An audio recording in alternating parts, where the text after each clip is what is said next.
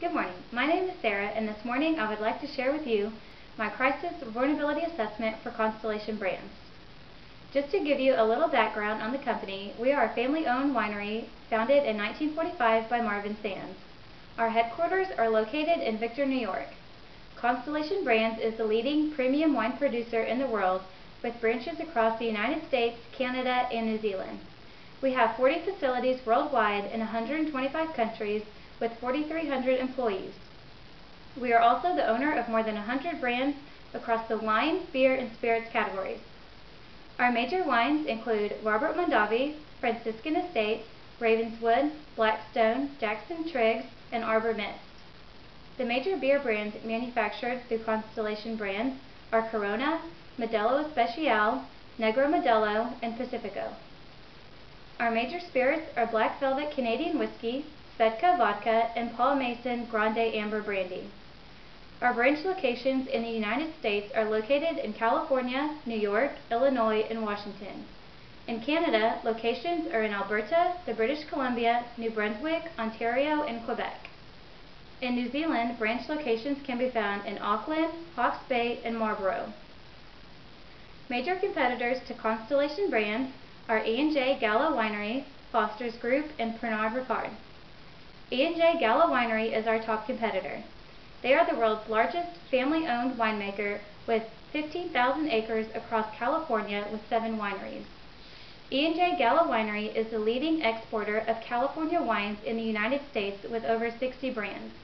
They also import 14 of its name brands from countries around the world.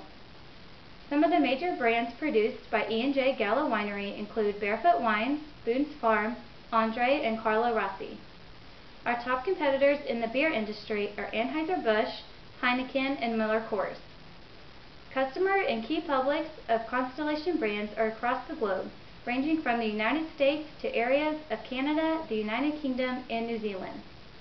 Consumers of wine, beer, and spirits are all important key publics to Constellation Brands. I have identified some of the most likely intentional crises that could occur at Constellation Brands. Those include poor employee relationships, poor risk management, a boycott of products, and a worker strike. Due to 18% of employees being under collective bargaining agreements, negotiations could affect relationships with management and coworkers.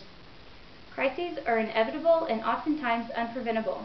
However, the proper precautions and preparation for such crises are vital to organizational success.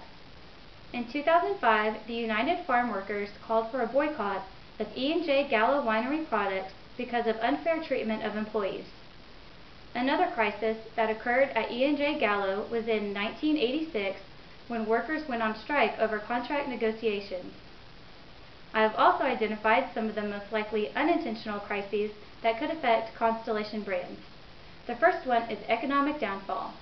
In 2009, amid the economic recession in the United States, Wine Spectator published an article revealing that Constellation Brands' first quarter profits were down 85% from the same period a year before.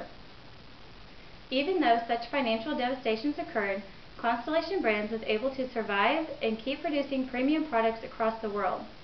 Another example I can share with you was in 2010 when the Sydney Morning Herald newspaper published an article indicating Constellation Brands witnessed a financial loss of over $3 million in US dollars for its Australian and European wine operations.